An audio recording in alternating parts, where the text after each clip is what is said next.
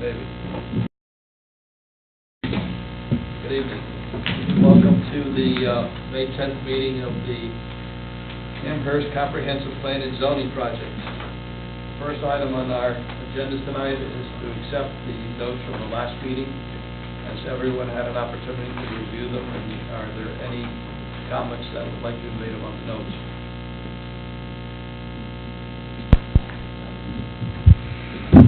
Seeing none, we will approve the notes as submitted, correct? Okay, thank you. All right, we're going to discuss the plan amendments material. Lee and Dan are going to take it from here. Where'd you go? Lee, are you there? Yes. Okay. Starting? Yep, I'll start. Just want to make sure you're hanging on there. So, good evening. Yes. Are you done?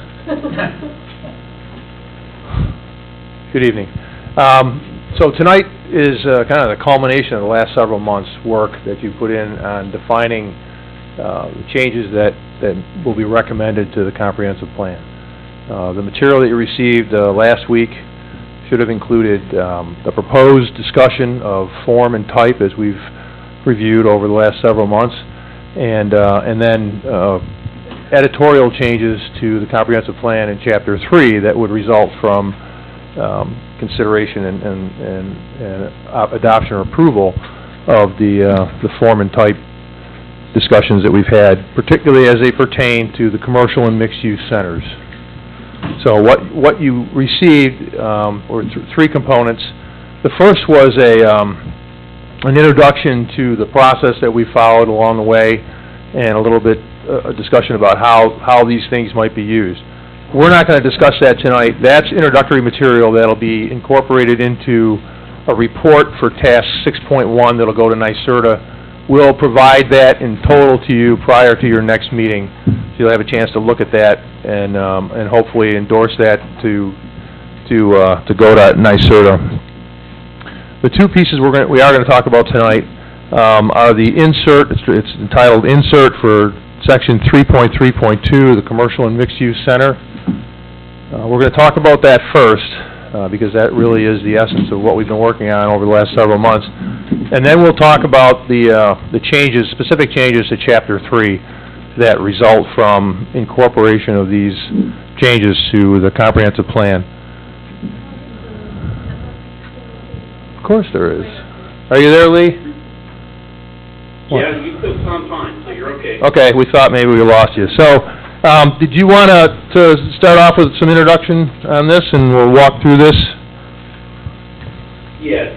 So I guess the first thing I want to say to you guys is just to remind you what the comprehensive plan really meaningfully gets used for, and that is in future zoning decisions, right? So not only in setting up the initial application of new zoning in these places, which will get full consideration as we go through the process, but more importantly, the next battle over, the gun club site, or the next battle over, whatever the next new site that people are thinking of adding to this system might be.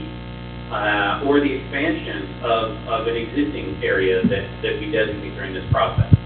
So the language in here that we are going to talk about tonight, and the framework for thinking about it, frames which zoning districts you're going to get in the end. Not only that, it sets some of the key metrics for those zoning districts.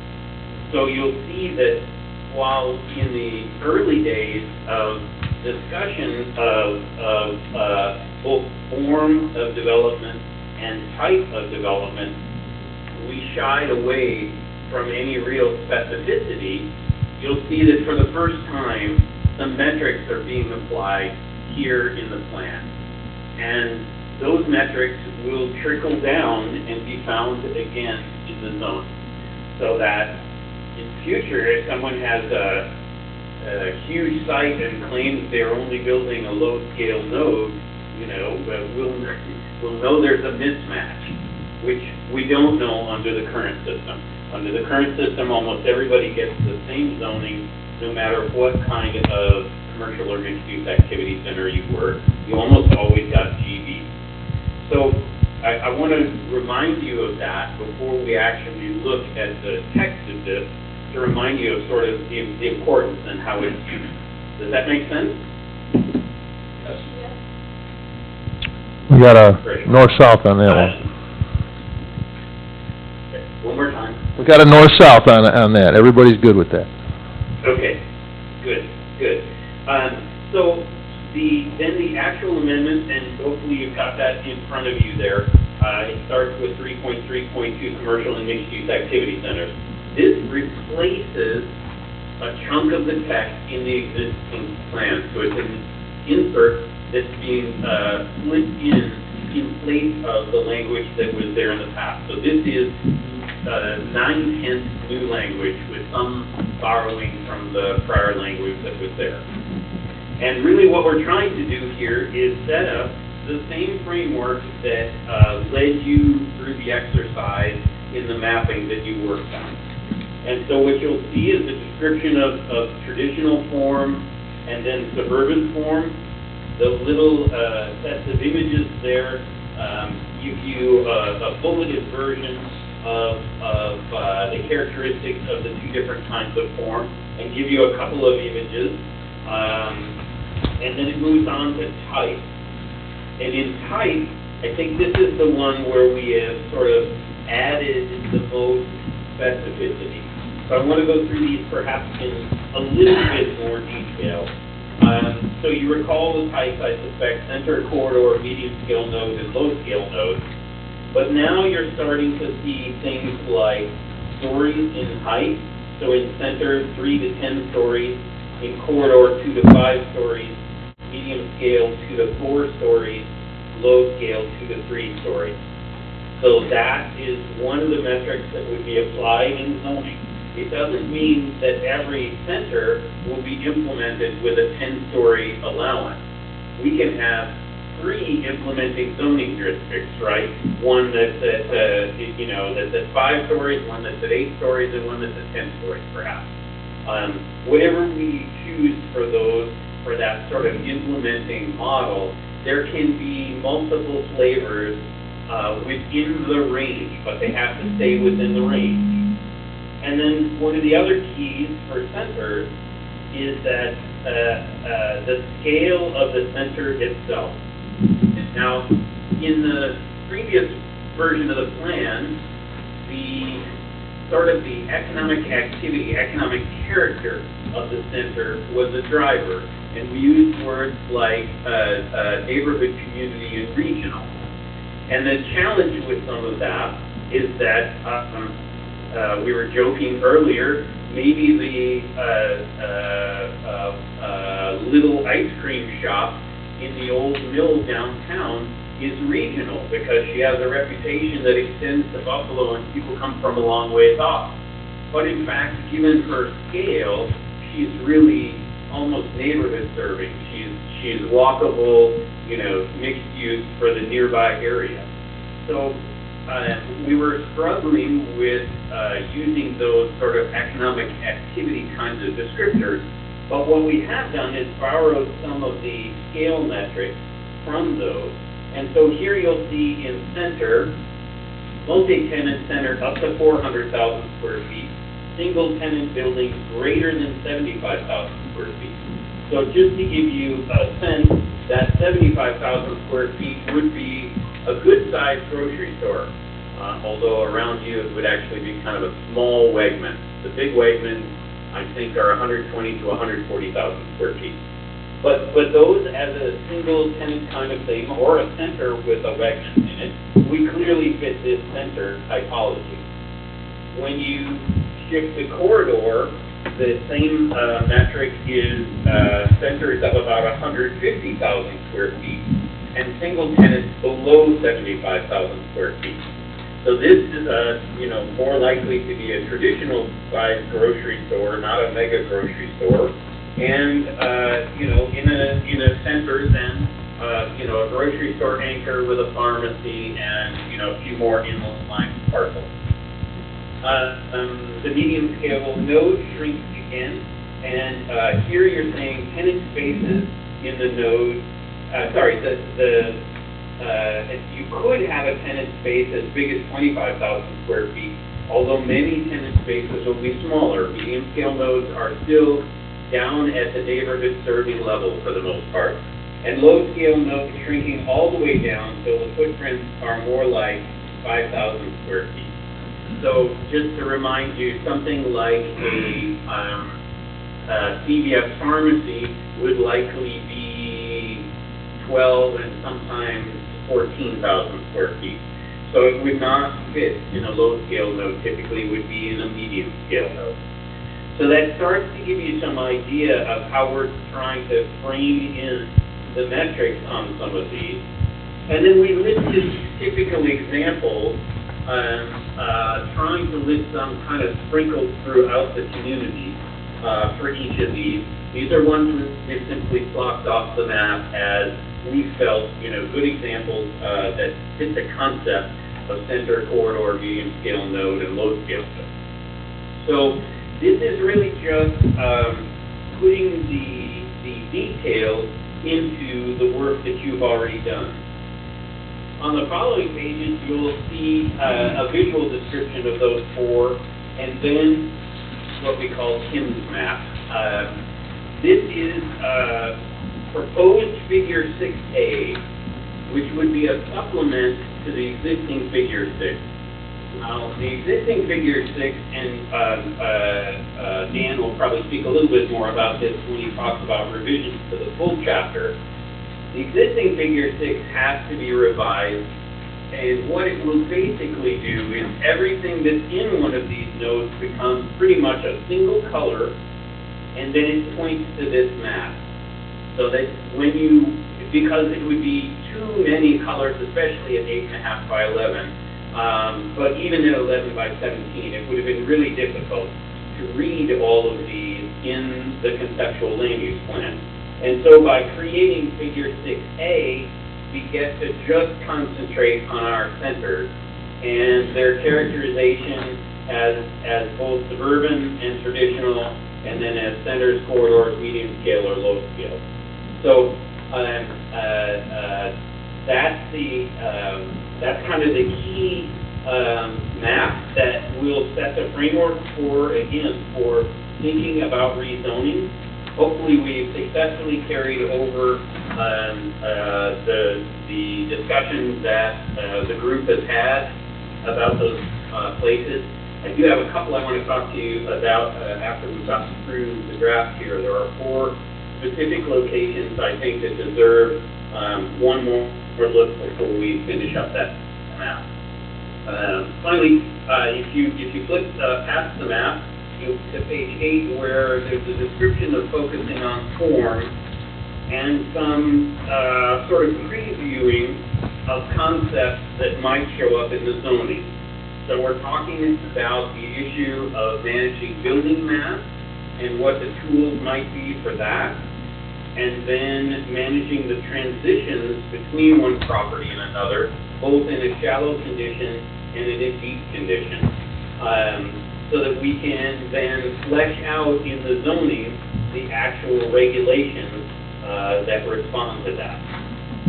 The final page on the back page is a really critical page. It's kind of what we've been talking about.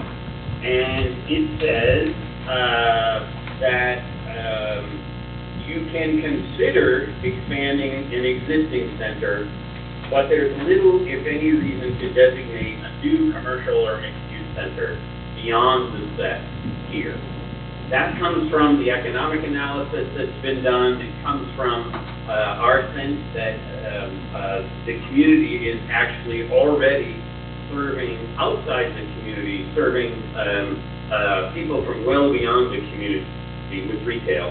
And there isn't necessarily any reason to expand those pieces, but we should rather be concentrating them in the areas that we're designating in the future land use plan. So that's the little insert that goes into the existing piece. So that's the sort of totally new material replacing the old material and trying to do a better job of describing how these centers should grow in the future, what they should become, as they become these 8 different types that we have designated on Kim's map. So are there any questions, or is there any discussion about the text of that piece, about elements of that piece that might be missing, or material that you do not think should be included in the plan? We're open to hearing about any of that. Anybody have comments? Yes, I have a comment. There we go. Lee, your definition of center indicates single-tenant buildings greater than 75,000 square feet. Should any accommodation be made for pad sites that are less than that size? A small fast That's a food. really interesting question, and let me just make a note about that for tonight, but you raised a really good question. Well, if you can, does everybody here know what a pad site is? No. Okay, so, one of you guys want to explain what that is? Just so everybody's aware of it. My understanding is that it's a smaller retail location typically in a larger parking lot in a large retail center. That is often the location of say a fast food restaurant like a Taco Bell at Maple Ridge Center, for example. We normally refer to those as out parcels. Right. Out parcels, pad sites, Right. same thing, yeah. Lee, it's Dal. Just for the sake of consistency, on page 5, we talk about low-scale nodes, but when we go to page 6, it says small-scale node. Can we be consistent in the terminology there?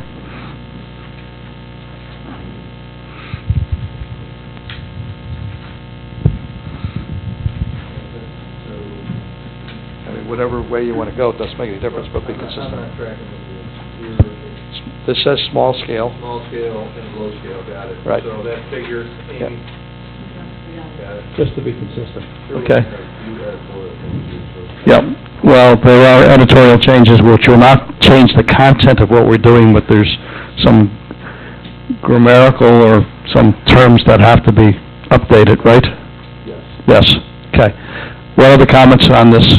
Lee, this is Gary Palumbo.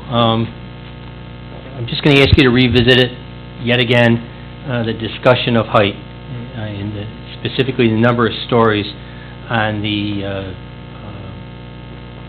for the types of development. When we talked the last 2 meetings, we had, I don't remember the center being as high as 10 stories. I thought we were going up as high as what the zoning allowed now. I don't remember it being higher. And cascading down to corridor, medium, and small-scale nodes, I know talked about it before. Tonight you mentioned that there could be subcategories in there. I'm not quite sure how the subcategories would work on the map, designations. So let's talk about those separately. So don't let me forget your second question if we get caught up in the first one here. The key answer to the first one is, if we don't want to make the hotel at the interchange, I think it's a Marriott, non-conforming, we need 10 stories in one of these. Doesn't mean we ever use it for anything but designating existing stuff. And if that's the way we feel about it, we feel strongly about it, the actual text here in the plan amendment could say that that's the only reason we want to see 10 stories is to, designate the existing setting. Well, So that's the first one. if we have Anybody it, want to talk about that a little bit? if we have it that high, then we can expect proposals that high. Isn't it better to have one property or a couple of properties that become non-conforming? We're not making it go away.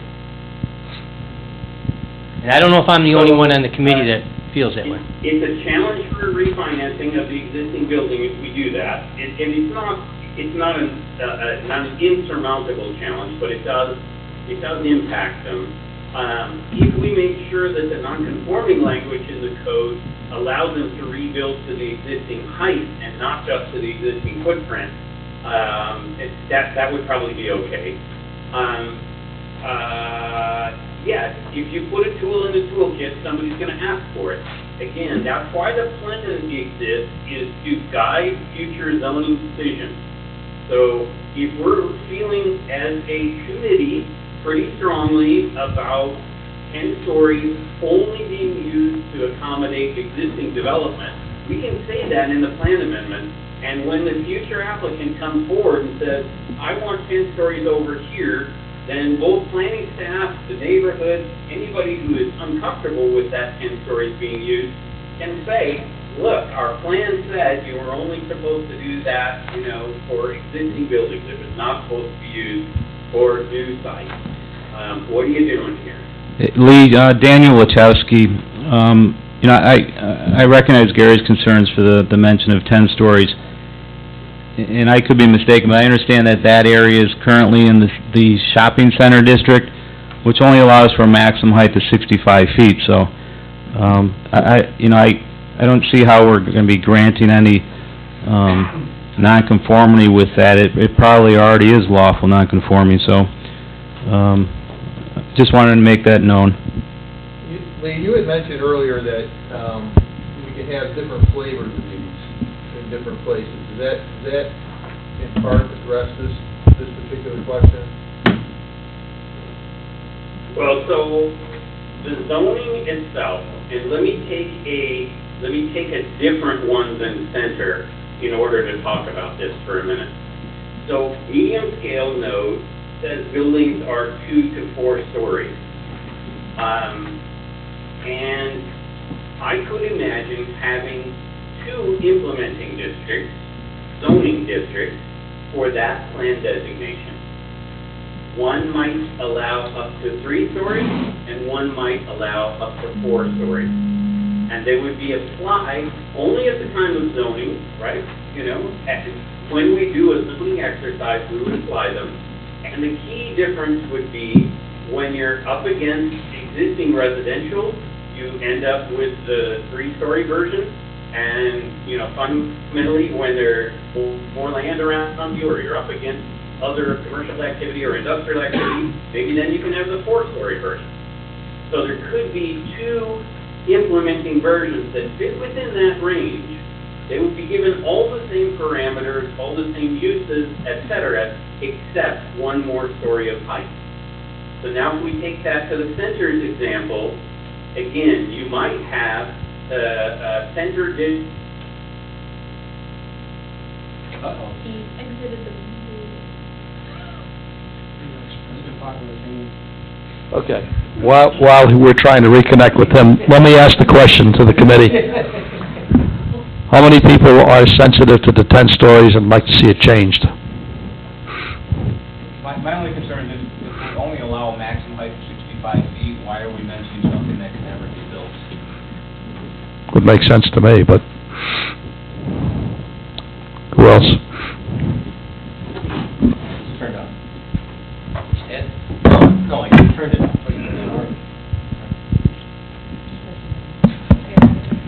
No, I guess I have a problem with creating a zoning district to accommodate what was now non-conforming. If indeed, from a planning point of view, all you want is a building which is 65 feet, it doesn't make much sense to have something taller than that. If indeed, that's not part of your plan, and you don't want to accommodate those elsewhere in the town, to me it does not make sense again to make that height limitation just to accommodate what's now non-conforming. I agree with Dan. The other thing is that I think Carl raised an issue. I don't think you had an answer. Did you, Carl? About the other parcels? Yeah. Just how do you think about it? That essentially is what he said, yeah. And I guess while we're waiting, I'd have the same question for the committee about corridor. Is the reason why the corridor goes up to 5 stories is the same reasoning for the dense building as the center is for the hotel? Good question. I just don't remember us having 5 in the corridor. Going back to Carl's concerns in the center, I mean, it does indicate typical uses in centers include general retail, restaurants, offices, institutional use. I don't see why it would exclude an out parcel for a restaurant or something that's smaller. So then that would go into 400. Lee, are you there? They only mention it because it says, single-tenant buildings greater than 75,000. How big are these exhibits? That's one of my questions, when he was working on 4,075. David, I can't hear you. Well, wait for me to get on the phone. Okay. If we get them back. Are you there? Sorry about that, guys. Lee, try to push the right buttons, would you? Okay, Lee, you were in the middle of a dissertation on something. I can't remember what it was. So, did I finish explaining what the possible options would be within one land use category? Yeah, kind of you did. The question... I mean, that's the basic idea, is that you might have a 2-story and a 3-story version in one district. In centers, you might have a 5-story and an 8-story version, for example. They would both implement a range of center types, and the only reason we would pick one over another is because of adjacency or context. And that decision would be made during zoning, not here in the plan. Are we comfortable with that? David, you have a comment? I didn't hear you, David. I'm fine with that. I guess I have a bit of a problem with that. If indeed, the principle behind this needs to be articulated in the plan, so we know when to use this and when not to use it. It would seem to me that we need to be more definitive in plan language here, and then that definitive language needs to be carried over into the zoning. I'm not terribly comfortable with this, and I may hate hearing myself say this, I'm not really comfortable with the kind of flexibility that I'm hearing right now. I'd prefer a little more specificity. So let me extend that conversation then, because if we're going to have some paralysis on 3 to 10 stories, is the context of 400,000 square feet and 75,000 square feet to be interpreted just as literally or just as flexible? I mean, I don't even know where those numbers come from, 400,000 square feet and 75,000 square feet, but if 3 to 10 stories is supposed to be literal, what is 400,000 square feet and 75,000 square feet for single tenants? I don't understand how to interpret that either. So, Lee, can you help us understand what the genesis is of the 400,000 square feet for a multi-tenant center and 75,000 square feet for a single-tenant building? And I think of, like, if the Boulevard Mall ever went away and got rebuilt, 400,000 square feet's small. So I'm just not really sure how to interpret, if it's meant there to suggest just descriptively or illustratively that this center is for big projects that could be as big as 400 or 500, 6,000 square feet, but the specifics are going to be identified in each center, that I'm okay with it. But my concern is that this stuff gets read literally when it's put in practice, and then you've got arguments taking place over projects because somebody wants to interpret this as a literal description versus somebody's just trying to differentiate one node from another. So the metrics are intended to travel on down and find their way into the zoning. Now, whether we need those metrics for each of the scales, you could simply say for the center that they're larger than whatever the number is we put in the previous one, right, and only regulate the 3 lower ones. But we do intend to put what would be used as tenant footprint, right, in the zoning, so the size of the floor plate for a single tenant, and then potentially the size of the center as a whole in those to maintain the character of them in these various flavor areas. You cannot be a low-scale node with 100,000 square foot building. It's just not possible. Yeah. It would seem to be that if you're going to include metrics in the comprehensive plan language, you're going to have to carry those metrics forward to the zoning. Maybe what the better solution here is to have more of a descriptive there without the metrics in it. And then when we get to the zoning portion of this project, then deal with those at that point in time, but then follow the verbal guidance, the general guidance provided in the plan. But as soon as you put those numbers in the plan, then I think you're bound by them, and I have a little concern about doing it at this point. Well, so, it's tough, Rick, because it seems to me that you just asked for a single implementing district for each flavor, which is certainly possible, but at the same time, that single implementing district only gets its metric when it shows up as zoning. And that's fine. It's not that it can't be done, it's that people will really know at the time of looking at the plan what these centers are like. Because we won't have, the fundamental metrics with them. And traditionally, I have been a believer that there needs to be multiple implementing zoning districts to the extent possible for plan categories.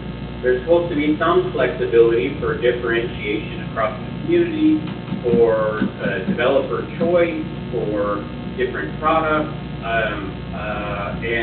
and so I was certainly hoping to put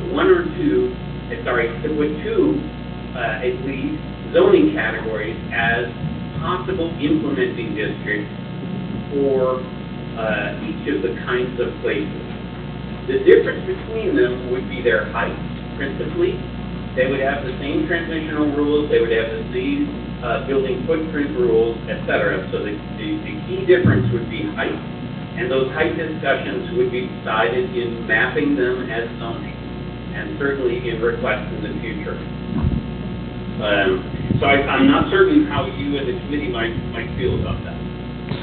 It would seem to be, if that's going to be the strategy in moving from comprehensive plan to zoning, that you're going to have to be very specific in the plan that that's what your intention is, and to outline that or to describe that fairly succinctly in the comprehensive plan.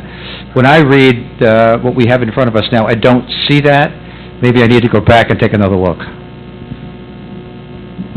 No, you're right. It's not expressly said here. And yes, it would be done at the time of zoning. Now, I mean, we could go ahead and expressly say, this center type is, implemented by, two separate districts, an 8-story district and a 5-story district. The 8-story district should be used in this kind of places. The 5-story district should be used in that kind of place.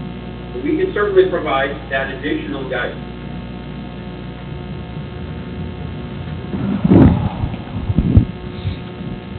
I guess for the committee, my last statement on this is wrapped up in that if we create the plan narrative describing these types of uses, districts, in the plan now, and it carries down to the zoning now as part of this project, that's one thing.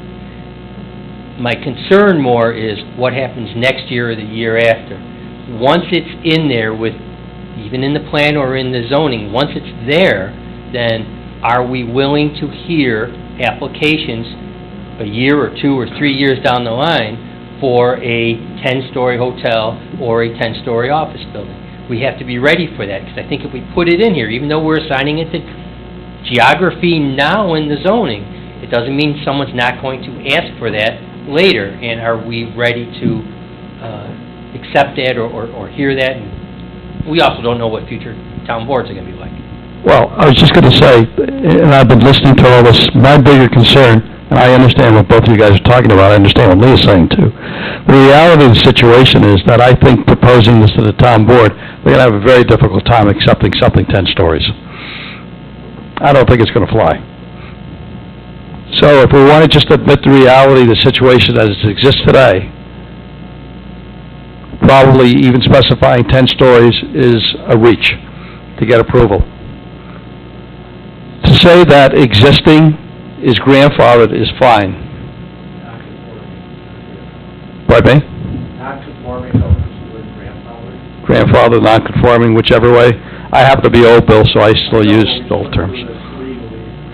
Legally, okay. Non-conforming, then that's fine. But in the meantime, if someone wanted to build over five stories, they're gonna have to go before the zoning board of appeals, they're gonna have to make a case, it's gotta be a legitimate case, and it's gonna be the exception to the rule, and the town board's gonna have to approve it. It's not gonna be, I don't think, accepted as part of the code, everyday code.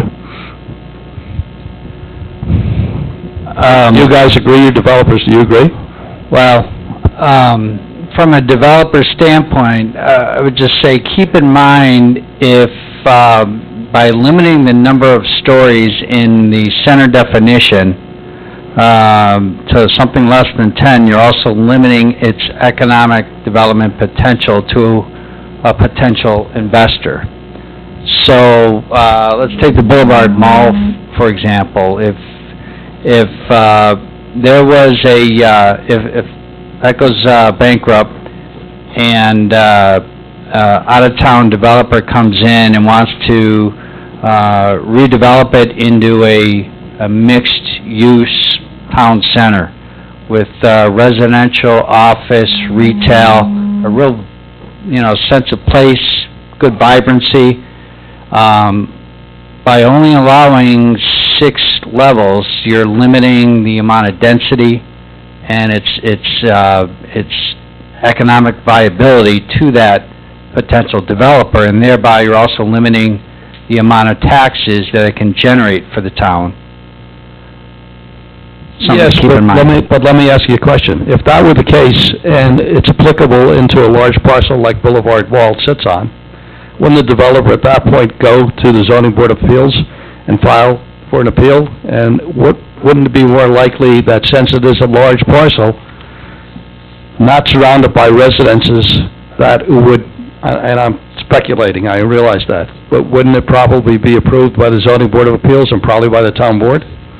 Well, I guess maybe I'm misunderstanding something, so that's my question. Say, just because it says 3 to 10 stories here, doesn't mean that 10 stories is permitted anywhere. So they may still have to go to it. So if it says 10 stories here, but then the Boulevard Mall site, that is within the zoning, limited to 8 stories, or 7 stories, or 6 stories, they still have to go to the ZBA. I guess what I'm saying is, what I was interpreting this section to mean is it's not really granting permission to do anything, it's just trying to describe the different nodes, but the specifics apply to the particular district that somebody's looking at. Is that correct? Yeah, that's how I'm... Because I have the same question, as you tell me that if I come back and I want to do a 500,000 square foot multi-tenant building instead of 400,000 square feet, is that the same effect as a 10-story building versus an 8-story building? I guess I just don't know where this is meant to be conceptual or where it's meant to be literal, and I think my understanding is we're talking about something that's one step removed from the literal. And I concur with what David said. I think we have to be more general and less specific in these descriptions. I mean, why can't we simply say buildings may be taller than what we find in the corridor? I don't know if you have to... I mean, he doesn't have to... I don't know if you have to have numbers at all. Right. Unless Lee says we have to have numbers. If I'm just trying to describe the difference between these 4 nodes, I can say that the center is where the tallest buildings will be, and where the largest single buildings will be, and then say, and you can almost do it narratively without necessarily applying numbers that then you run the risk of somebody trying to interpret to be more literal than what's actually contained in the districts. But I'm not a zoning expert, so Lee may say that's not the right thing to do. My only caution about that model, and you're right, this plan can be written that way. My only caution about that model is it is just as much dice rolling, if not more, because if we end up with language similar to that, this sort of softer language about these, we will battle over each application of zoning. Not only that, but the town board could potentially create a no zoning district that we never expected, like 15 stories, and go ahead and apply that. Now, that's still possible, but what we've set up right this minute is what I've described to Rick and others as sort of a 2-step. The second 2-step. But the 2-step is change the plan first and then change the zoning, right? So if you wanted to turn a medium-scale node into a center and get the taller height from the center zoning district, you would actually have to go through a significant effort to change the plan first at the conceptual level, no drawings, no nothing, just saying my land is appropriate to be a center and have these additional intensities and heights. And we can shut you down at that point without talking about a specific project. And that, to me, is the value of putting some, perhaps not as many as we have, perhaps softer metrics, but putting some metrics in here that frame these particular categories. We can go so far, and some plans do, as list the implementing zoning districts for given height. Center only gets this or this,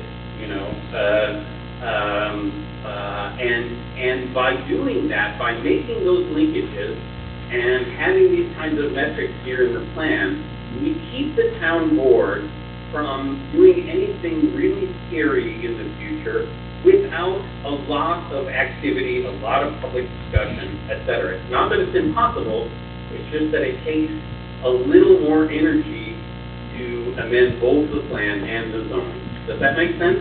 Lee, I still have an issue. I mean, if the text itself is going to put the thresholds at their maximum, it's going to list the maximum height within each zoning district that's created for each form and district or type.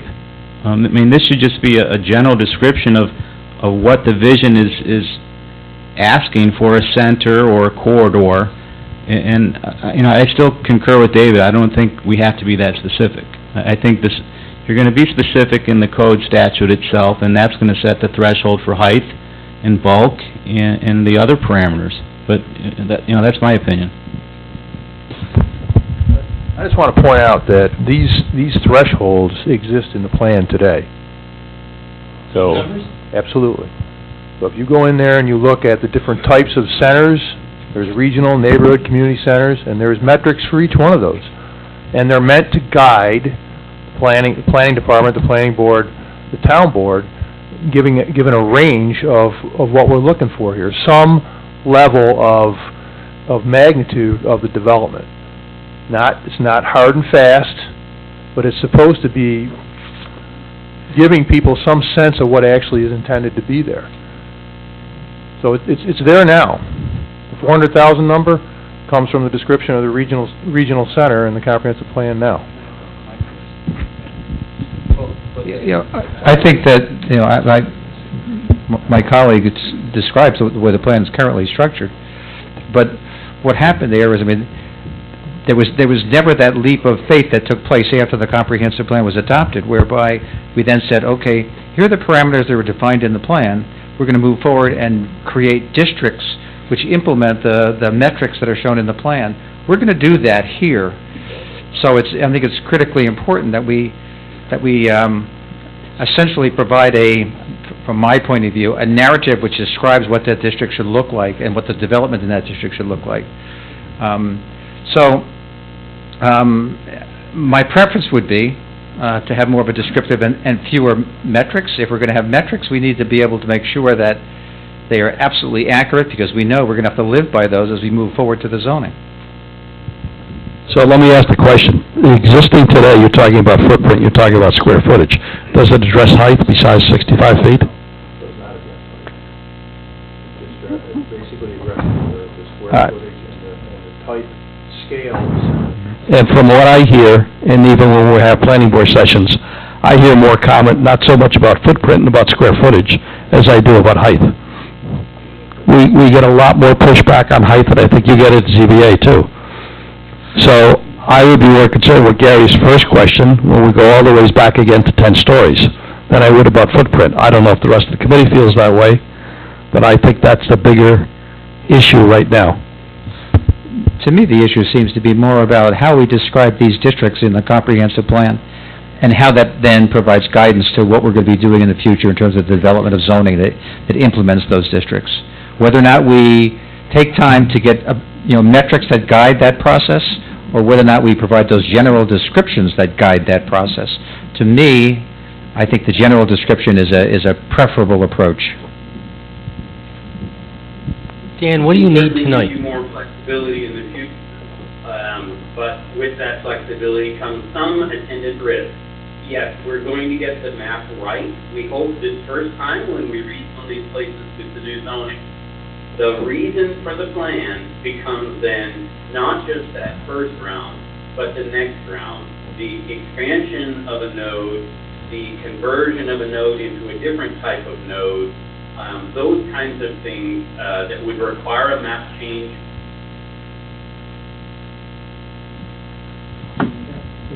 Still there? What do you need tonight to stay on schedule? Are we blessing this?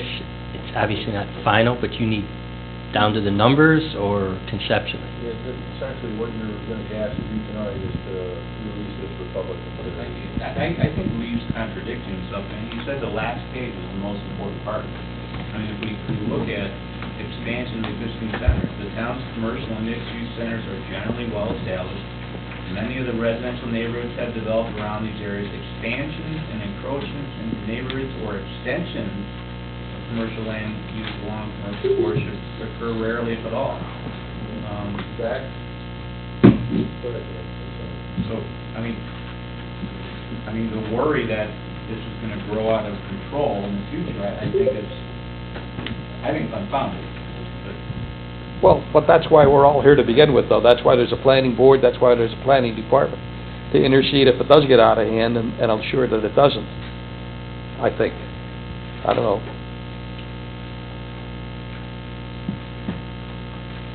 So, where do we stand?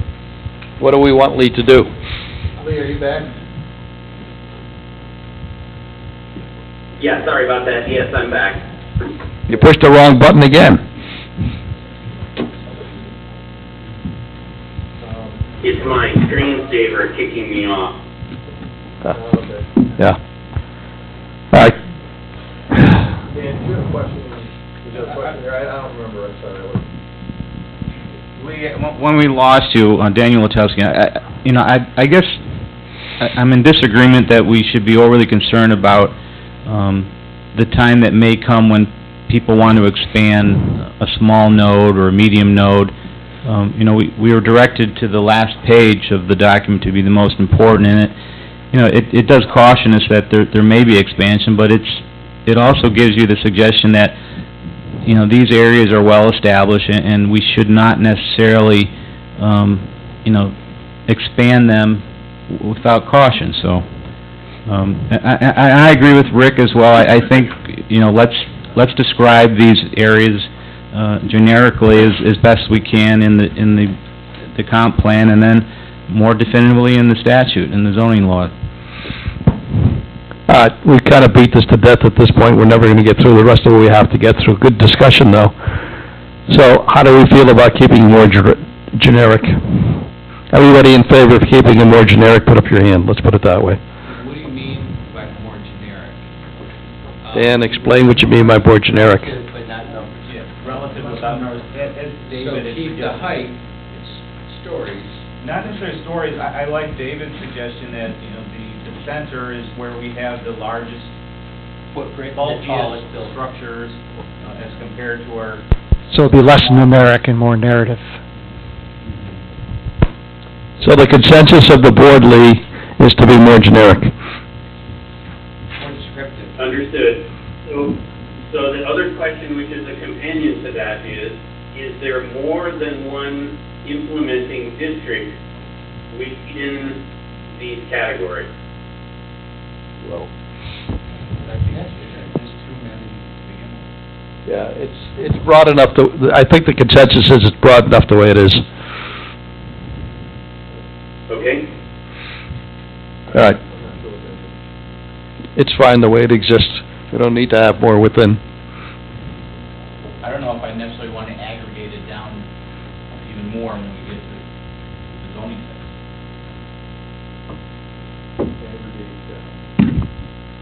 Just aggregate. Split it into more pieces, more granular. right, more green, That's a term he's not familiar with. So instead of having a quart of beer, We've got some it's only a ideas pint. about that we can spring on you at the time of the zoning. So we can leave that question, but the temptation is principally one implementing district for each flavor on the map. It would seem to be, I'm sorry, Ellen, you were trying to... Well, I feel kind of out of my depth with this, but am I correct in understanding if someone wanted to build a 10-story building next to an existing 10-story building, let's say, I don't know, Dent 2 or Marriott 2 or something like that, would anything that we're talking about here prevent that? In other words, if a tall building is already there, I think there's a general agreement we don't want a lot of tall buildings all over the town, but if one is in these center areas, is what we're discussing here whether that would be permissible? Or do I have the question wrong? Did you hear the question, Lee? Okay, well, yes, I heard the question. So, the districts could be drafted one of two ways. They could be absolutely prescriptive, in which case an 8-story district would never allow a 10-story building, or they could have some town board level flexibility on the issue of height. The more you use that tool, the less certain we are about what we're going to achieve in each of these locations. So that is a little bit like leaving the 10 stories, you know. So having a 10-story district, yes, it could be misused in the future. Having an 8-story district with the ability for town board to approve 2 more stories, just as risky in the future, in my mind. However, I'm more than willing, because it is Amherst's current model to do that, I'm more than willing to build a district that way if that is really the consensus on how these should operate.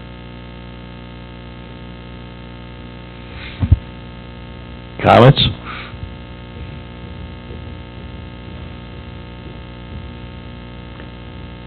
Lee, if you could visualize what's going on at this point. I see a lot of question marks on a lot of faces, including mine, by the way.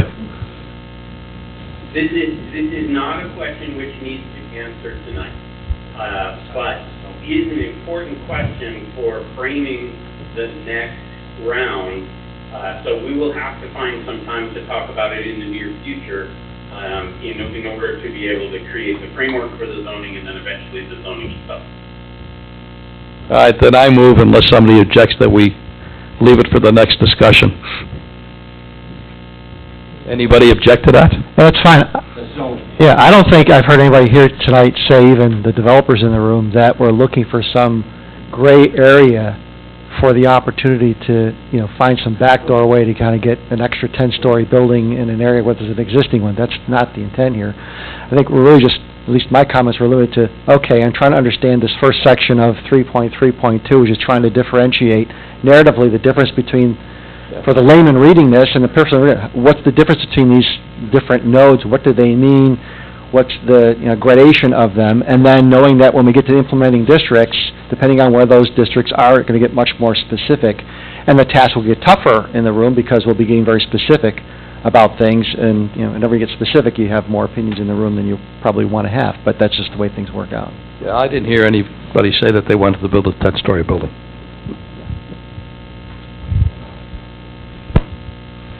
Okay. I have one comment, Al. From your right after I make it. I've heard Lee say on a number of occasions that there would be more than one flavor of zoning for each one, for some of the types.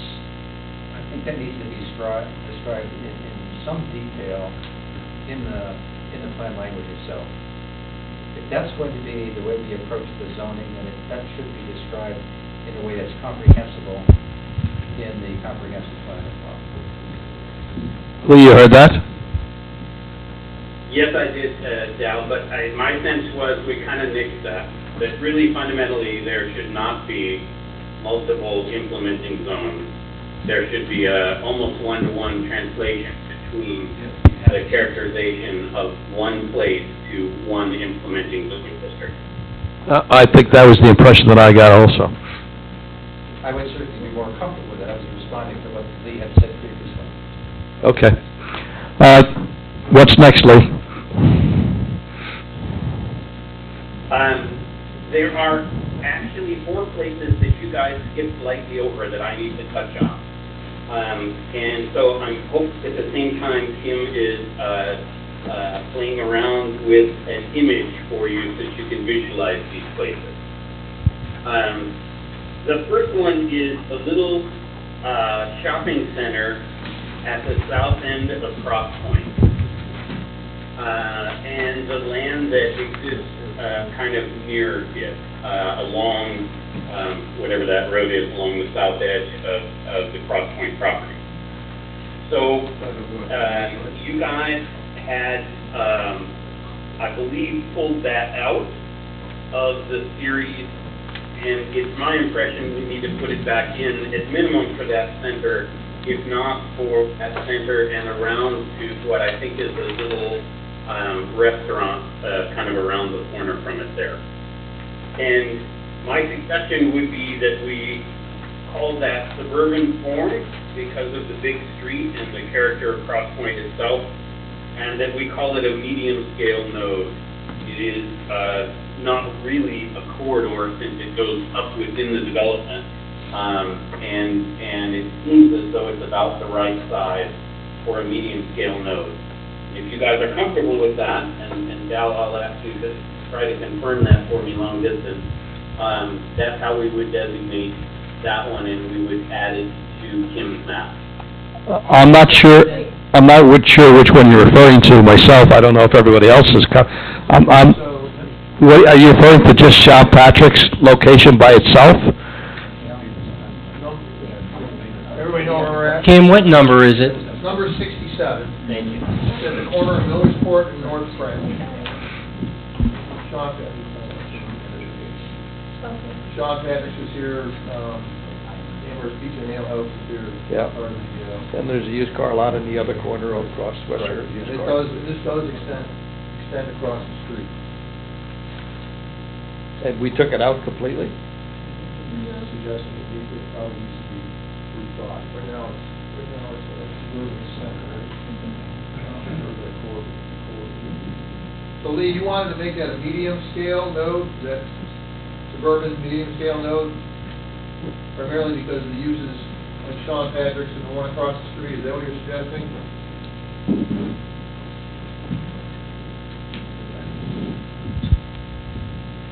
Still there?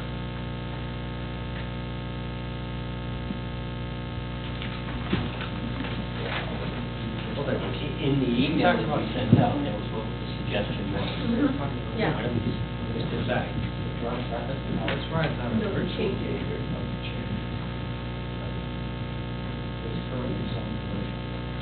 It makes sense to be a note. Yeah, Yeah, because- we currently have it in as a corridor, right?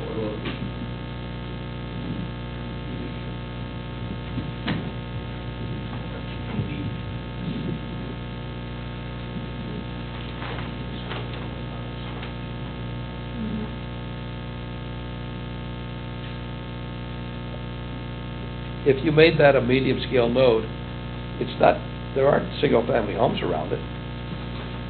I mean, that's basically all commercial all through there. You have to get down the road on North French going east quite a bit before you run into anything that's residential. If you went west, you gotta go all the way down to the 990 before anything comes in. I don't understand why should it be a medium-scale node. Corridor is fine. Unless you guys disagree. Let's see if I can get them back in. It should be that east. He dropped his sign. It should say east. The screen saver can come up again. Are you back I on? agree this time. All right. Got it. Yep. Does anybody agree? It's currently listed as a corridor, is it not, Lee? Are we sure we're talking about the same property? You'll have to Well, ask that's- Kim to help you with that. Actually, it looks like it's done. It's kind of, well, look, bring your map back up. Bring your map up, but the colors here. It's hard to tell on this guy. Same as this. So, this is, I believe this is four. Or Yeah. is that center, that's center? Mhm. So right now it's the center, suburban center.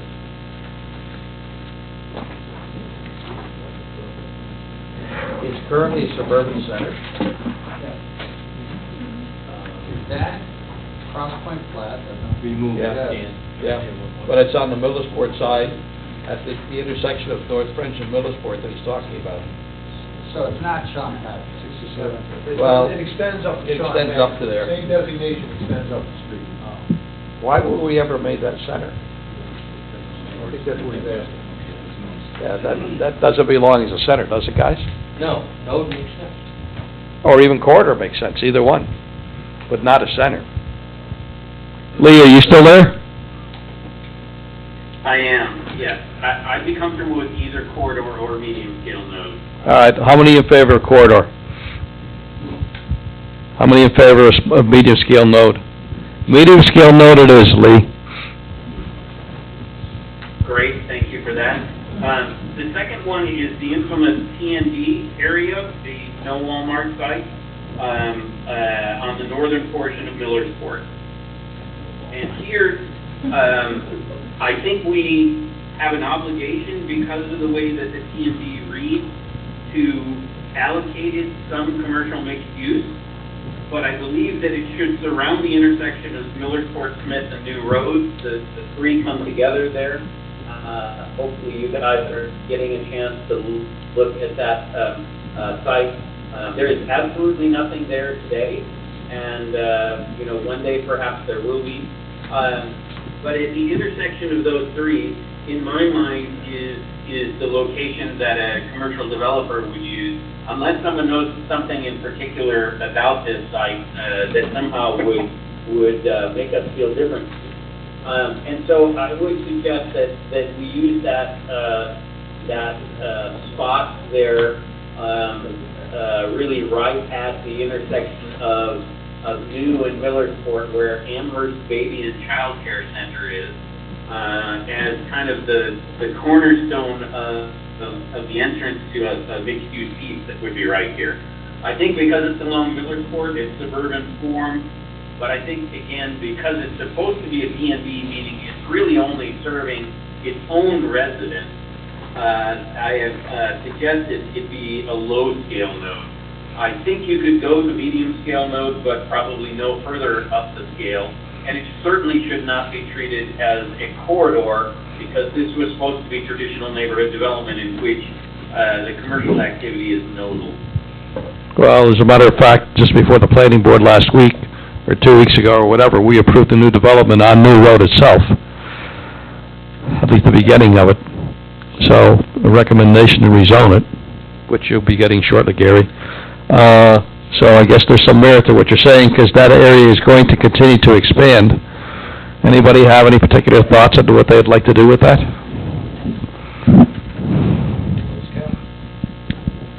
I think this is a bit of an anomaly because it's TND. I mean, there's a required component, a commercial component in TND. The site itself is not zoned commercially, but I think this is a bit of an anomaly. I'd like to see some sort of accommodation made here that doesn't put that clear commercial designation on it. I'm not sure exactly how to do that, but this needs to have some sort of special consideration. And I'm a little concerned about how you do that within the context of a comprehensive plan. That being said, I have no solution here, but I think that's a very unique problem in the town. We do have several other nodes that will get their own descriptor in the plan, and as an example, the hospital area is one. So it can be packaged in with those if we feel strongly that this is a particular anomaly and should be described in the plan and then let be what it was proposed to be. I would certainly be interested in what the rest of the committee thinks about this, but from my perspective, it is an anomaly, and it needs to have special consideration. And again, for the second time, I would be hesitant to designate it as in some commercial category in the plan, clear commercial category in the plan. There was the history behind this is rather jaded, that this was put in here for a particular reason, but it should not be designated as commercial. It serves as a community facility. You have an art there, you got the American Legion there, you've got an obnoxious use that has offensive odor behind it.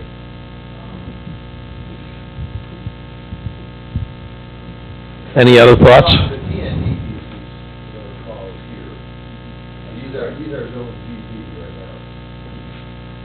We'll talk a little bit about this. One of the things that we did do, So the current comprehensive plan has a description of some of these areas, like, as Lee is alluding to, which essentially describes what the desired scale at the time, in the current plan, what the desired scale of commercial activity might be there.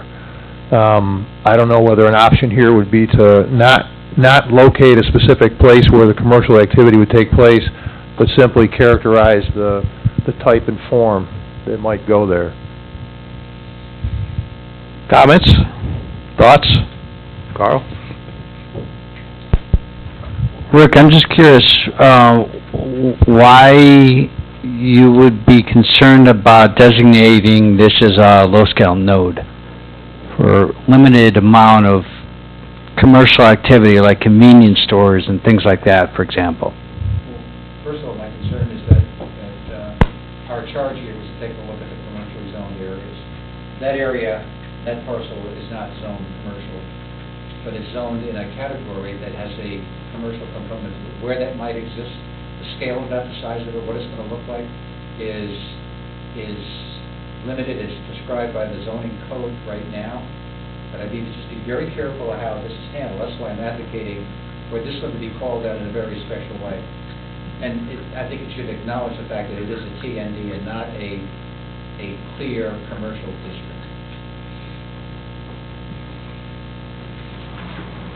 Isn't that the argument we used to take it out last time? Well, that's the argument with staff discussions and previous discussions with Lee, I think that's the argument I've been using all along. And that's my perspective. I would certainly like to know what the rest of the committee seems to think about this.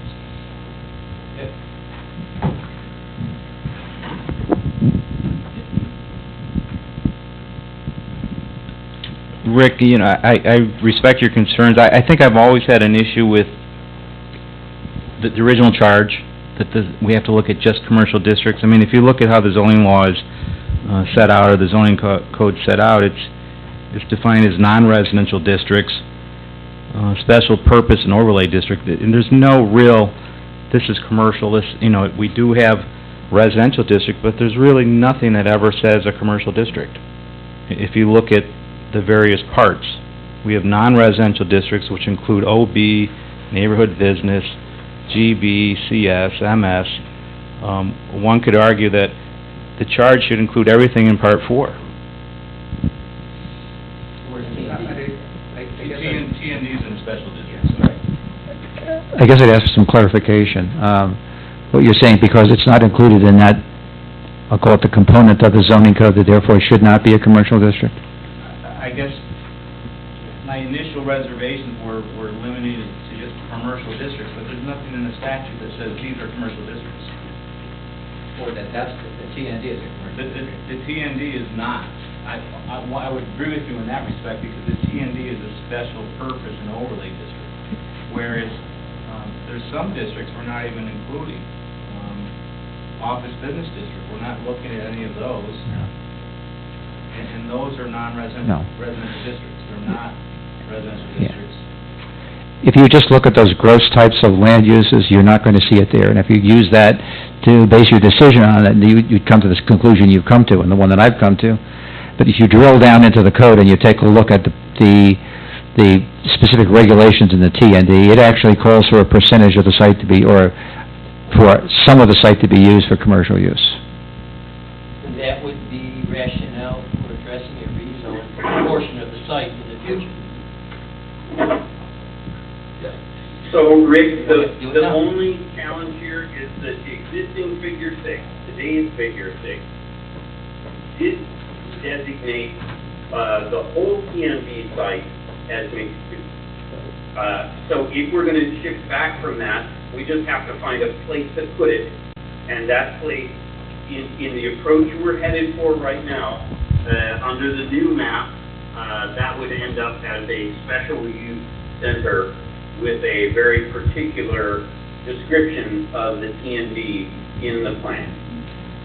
You have a number of areas that are shown in 6A that are going to have to be handled in the same way. But they're existing, right? Yes, right now we have two, and yes, I could see those expanding over time.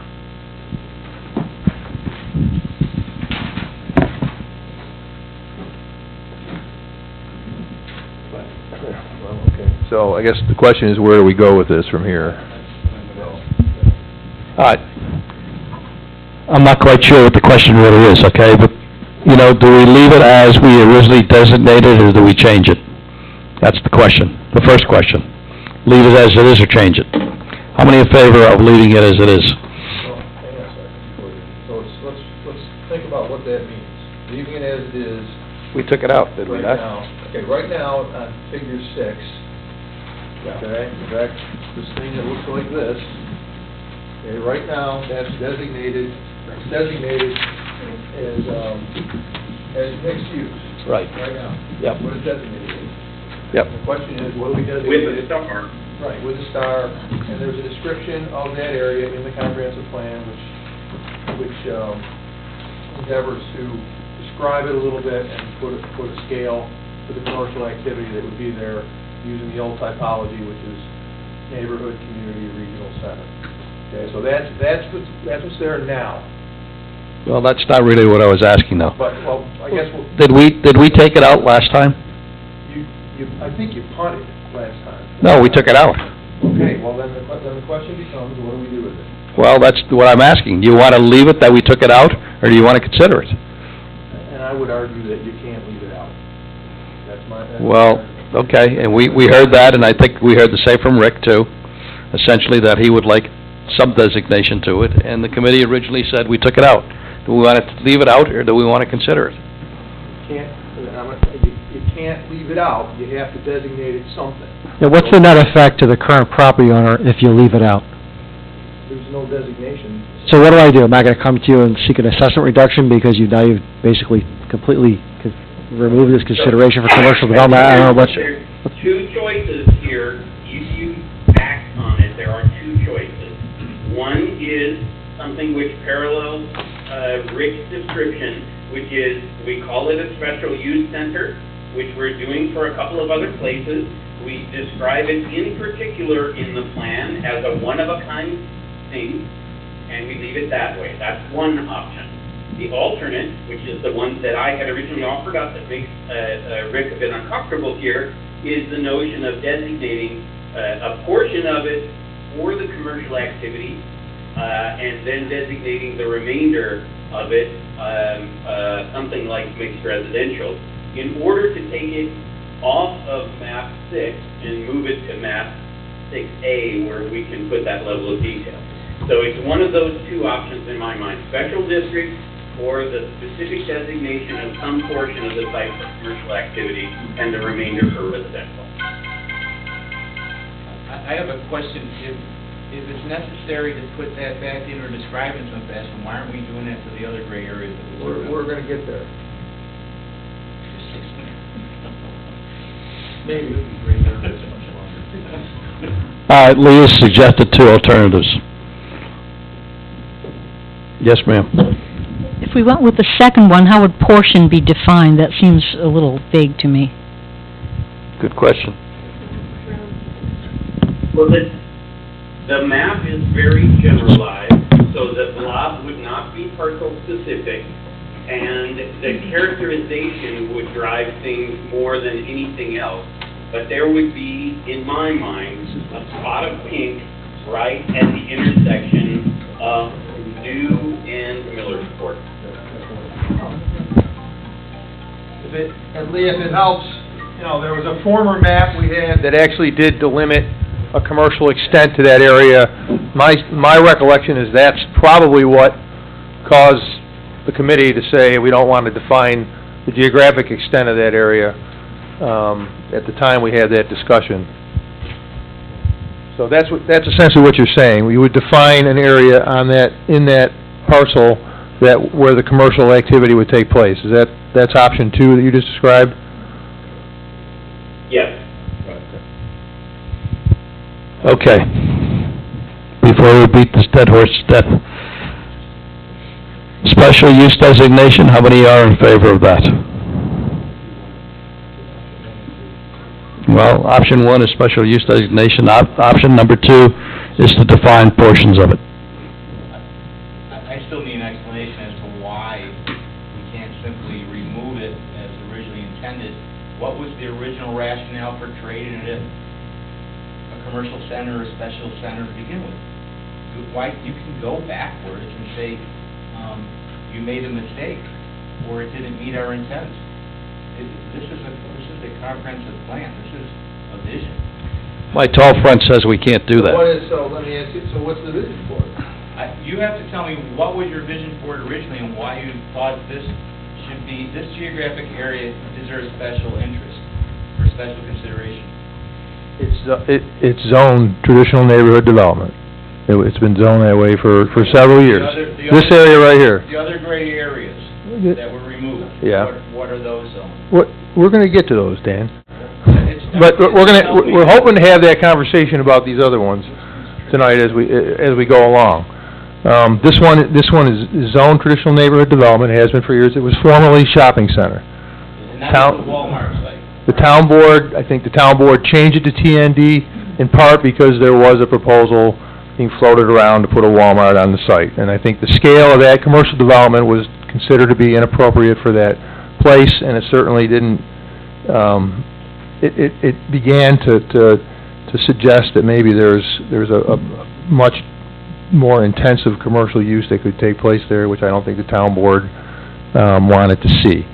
So right now in the comprehensive plan, it's zoned as a mixed-use activity center, or not zoned, it's designated as a mixed-use activity center, which implies some commercial element to it in the TND. So the question really is, what do you want to do with it? This whole area is pink right now with a star on it. This is dealing with commercial and mixed-use centers. So when we punted on this before, kind of left it hanging out there, and I think what we're trying to do now is address this, because otherwise, I'm not sure how we designate this on the comprehensive plan. I don't have any objection to going to a low-scale node. If you're telling me I can restrict it and reduce its geography. That was option two. So if I can reduce the geography of what was originally intended, I don't have a problem with that. I think you've got the code in front of you. I'm not sure what it is, but I believe there is a percentage of the TND that's allowed in commercial use. So that's a concept. That's a conceptual geographic area. Can I not designate that as a low commercial or low node? Yeah, I think that's smaller area. I think that's option one, right? I think that's option one. We characterize this area and we identify a form and type for it, right? For a portion of it.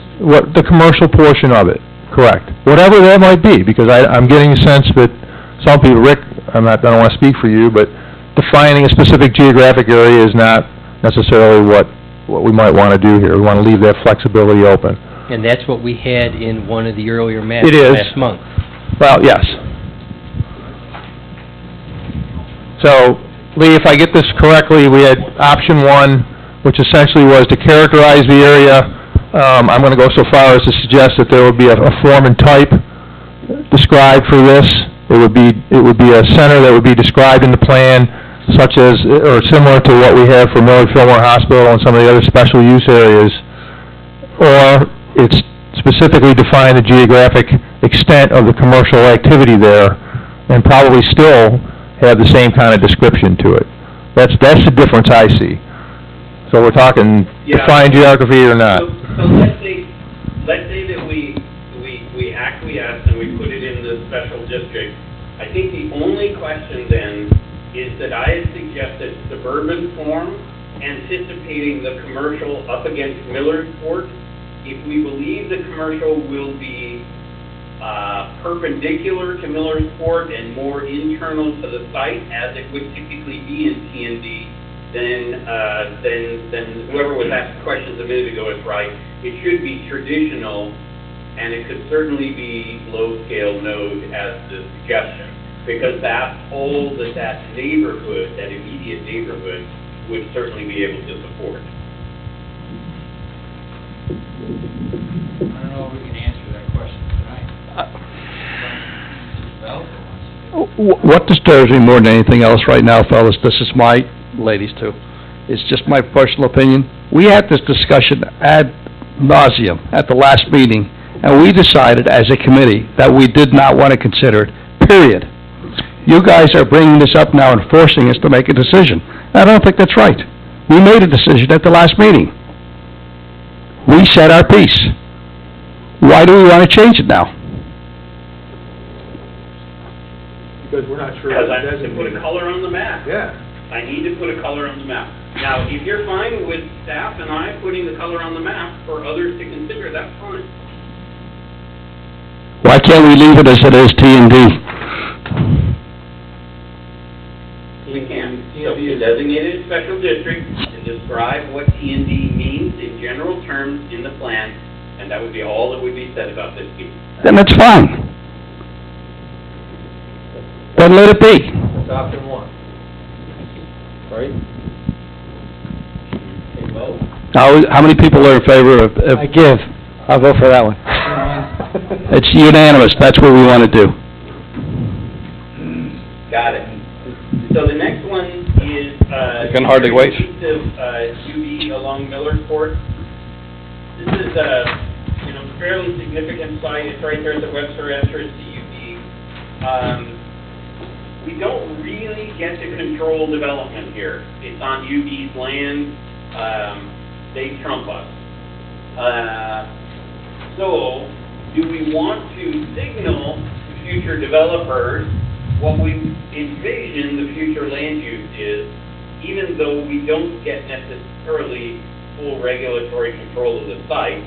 Or do we, as you have on several other places, do we leave some kind of special designation and treat this one separately? If we designate it, I would suggest it would be suburban form and that it be a low-scale code, and that be showed right at the intersection where the entrance to the university is. This would assume that in spite of the fact it's always been envisioned as a commercial site, really the most likely outcome on this site is multifamily residential associated with the university. And that this would be a node serving that multifamily right at the entrance across from UV's Webster end. Discussion? I believe we talked about this one at the last two meetings as well, and as a group, we felt comfortable not having it with any of the new commercial designations, which is why we took it out. Right, but he's saying that he's acknowledging the fact we don't know jurisdiction, but he still wants us to make a decision. Well, if it's more likely that it's gonna go residential than commercial, then for this project, which is just talking about commercial, to keep it out.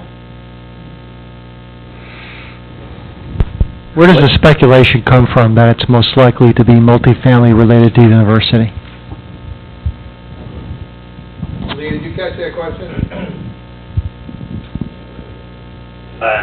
That's my personal speculation. I think it would be supported by the economists, only in that there is substantial commercial property already available in the community, much of it actually adjacent to UV, and that this is not the right place for that kind of activity. I mean, is this the Walmart site? I don't think so. So if we were getting a chance, instead of the entity that we have sitting underneath there, we're getting a chance to rethink this area, we'd be putting as much housing near the university as we could. That's not something that's going to happen anytime soon. UV's not doing anything with this property. It would be just as easy to give this one a special designation and describe the conditions and the circumstances and simply move forward. This property in the UV 2020 plan is essentially shown as a university village. It should be a combination of residential uses and larger office uses. There was no indication in that plan that there would be any commercial use whatsoever on this property. I would advocate for moving forward with It's going to be a mixed-use project, it's not going to be a commercial mixed-use project. I think we just need to move forward with what we have in the plan now with as a description of what's going to be there. Call it a special use center? Yeah. With a description? So, special use center with a description. Yeah, but the other thing is that and I think with this, as we had this discussion here, is that a mixed center doesn't necessarily mean it has to have a commercial component to it. A mixed use may be mixed residential uses, all residential, with a mix of those, and that would be a mixed use center. Or it could have an office component to it, Good. along with residential. So maybe we're wrapping ourselves around the axle here by assuming that because it's called mixed use, it has to have commercial associated with it. Got it. How many people are in favor of making a special district out of this, too? Not one of, Pardon me? not one of our commercial districts. Right. Yeah, okay. Lee, special district. Thank you. Next. One last one for you, and that's Muir Woods. I believe, Dan, did you want to describe some of the recent activity there? No. No, I don't. And I'm not sure I'm gonna get it right, so I'm gonna look at Tim and Rick to help me out here, but right now, we believe this area here will be a single-family residential subdivision.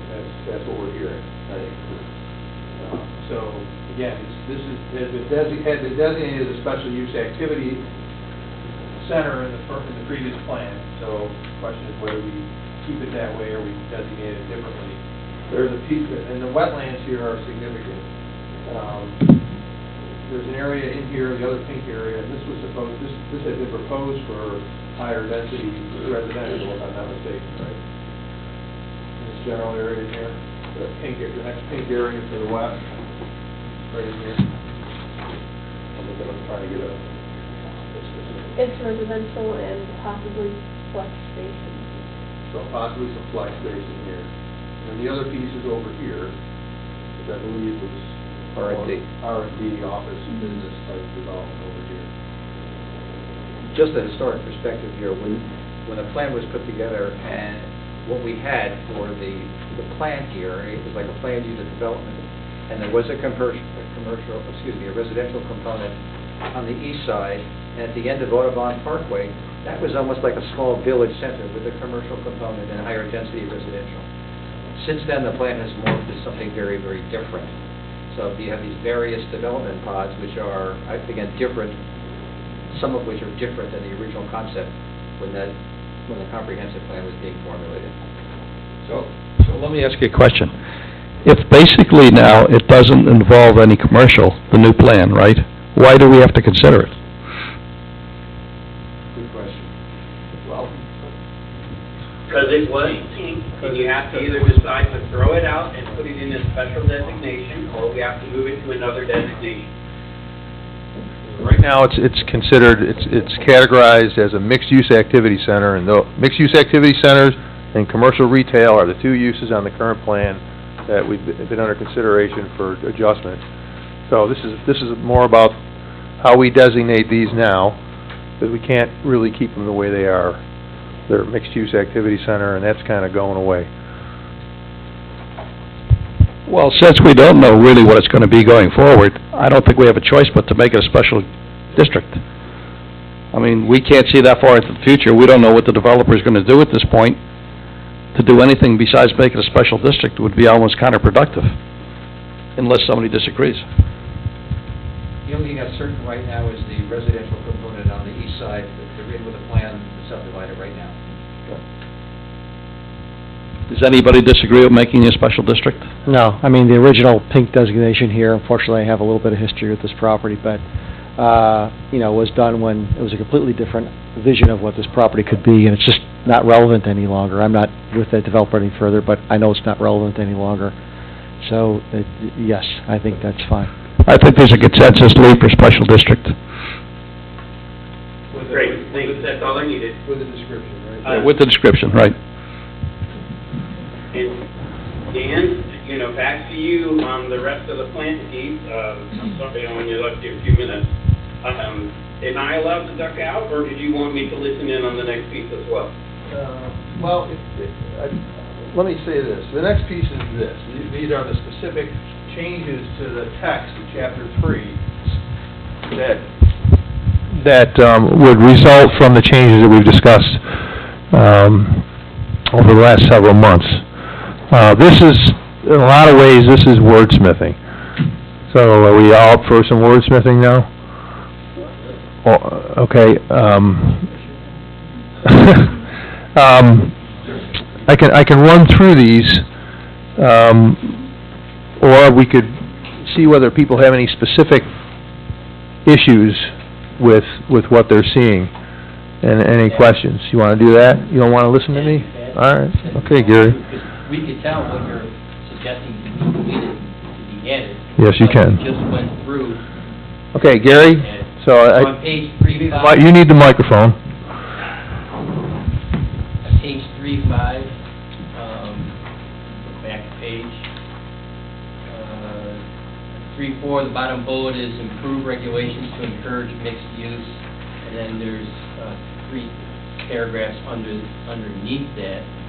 The third reads, establish new use zoning districts and provisions to facilitate types of development identified in conceptual land use text. I just wanted to make sure this is the part of the plan calling for the new districts we've been talking about all this time, not setting out the ability for someone in the future to ask for a rezone. Wanted to confirm. That's the intent, I don't know. That's the intent. All right. Anybody got anything else on 3.5? Does anybody have anything before 3.5? Okay, anybody else on 3.5? Okay, keep going, next. Anybody got anything?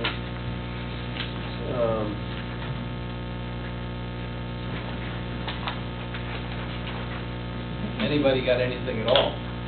On 3.8, there's a comment. Seems like this section should be revised to include the discussions of the new forms and types. Why would it go there if it's in 3.2.2? It's not, it's gonna go in 3.2.2. So, it'll get pushed to 3.2.2. Are you referring to the numbers at the bottom of the page or the numbers that you see the paragraphs here?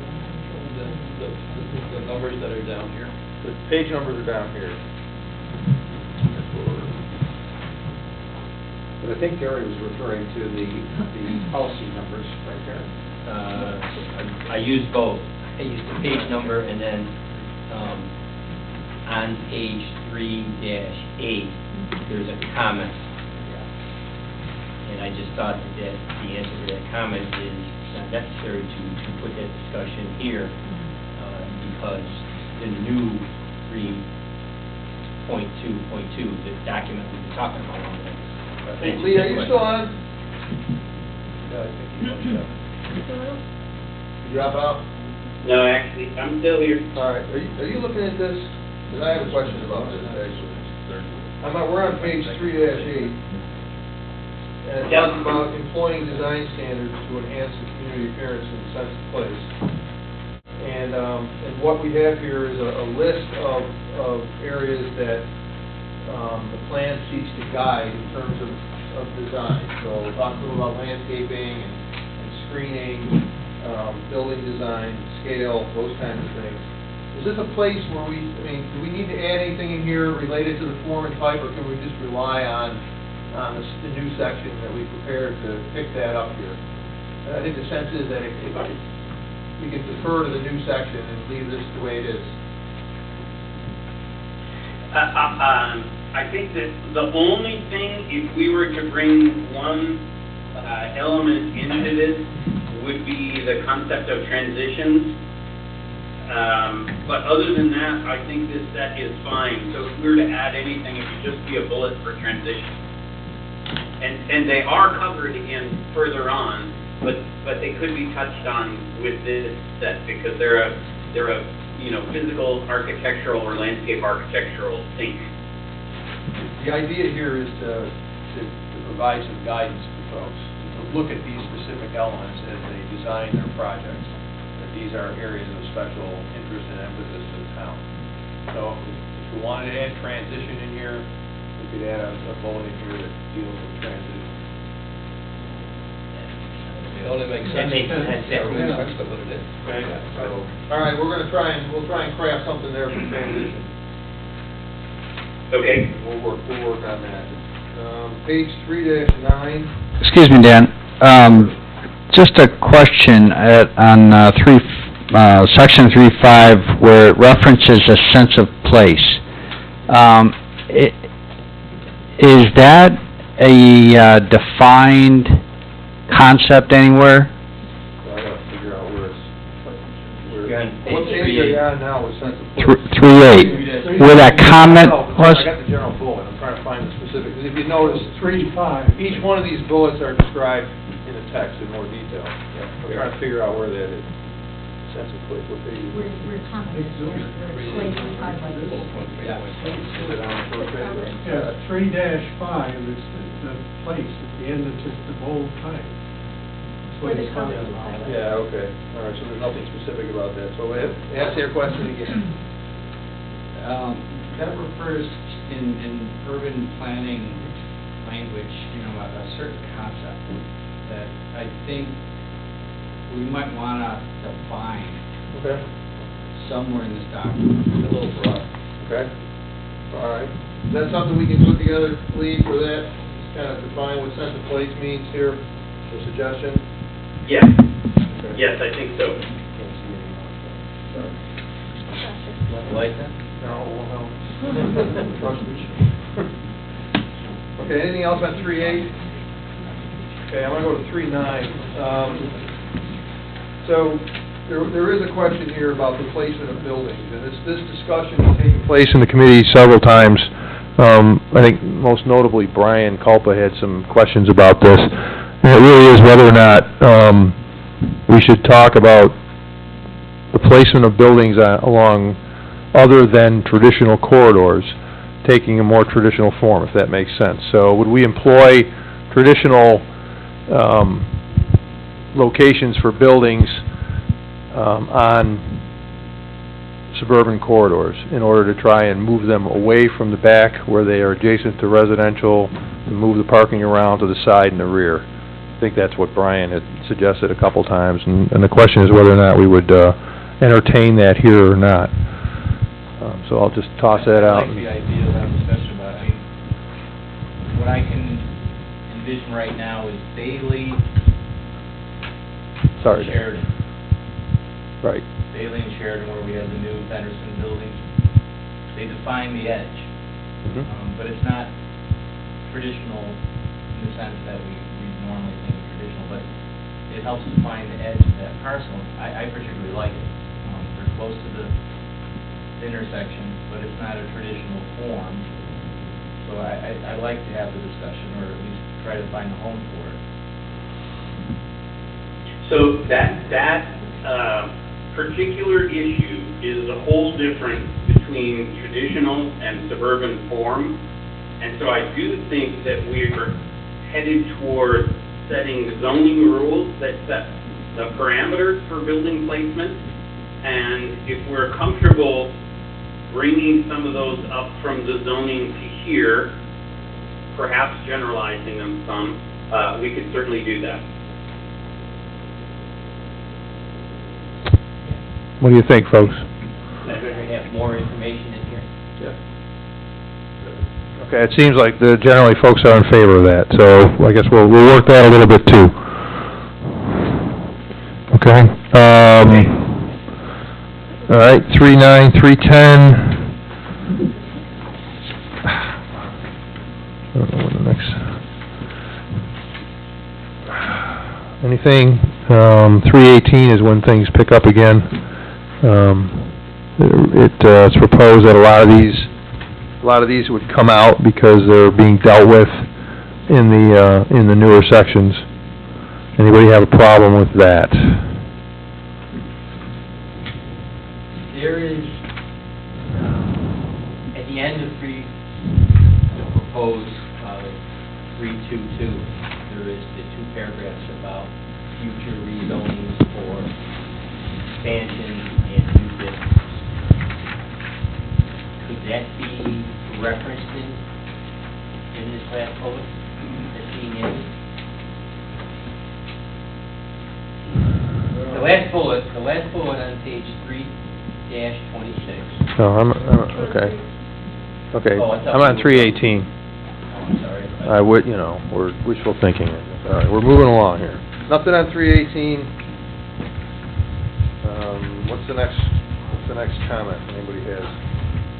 Everybody generally, okay with what's here?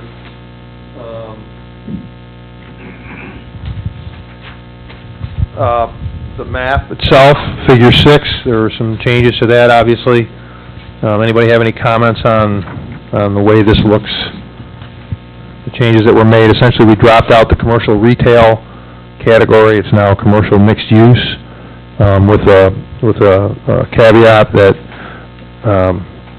folks need to refer to map 6-A, which will be the map that, Kim's map as it's known, to get more specific information about those areas. And then we did introduce a new category called special use center, which we identified a couple places to fall into that category tonight. The only other one that we didn't talk about is the Millard Fillmore area, which would stand as it has, as a medically related area. So moving right along. Anybody, next comment? Just fire them up. Gary, what do you got? Well, on page 326, there's an added bullet. Top, designation of additional commercial zoning districts should be limited. Form and type of development proposed for new districts should be consistent with the designations discussed in 3.2. There was language in 3.3.2 on the last page. I was just wondering if it should be repeated here to expand this bullet. This says additional commercial zoning districts should be limited. We also talk about expansion of existing centers. Should that be added to page 3-26? Maybe it should all be moved up there.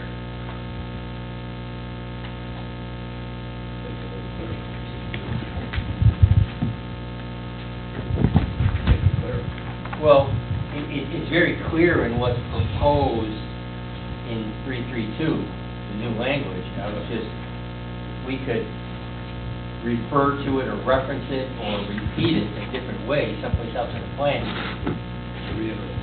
Thank you. Lee, is that something we can work that out? Probably. I'm not happy duplicating it, but I'm confident we could work up some similar language that we could use in an alternate location.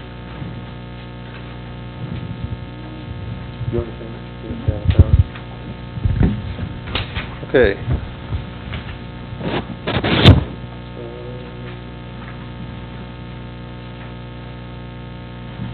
Anything else here? We need to modify the table, obviously, to reflect the new categories.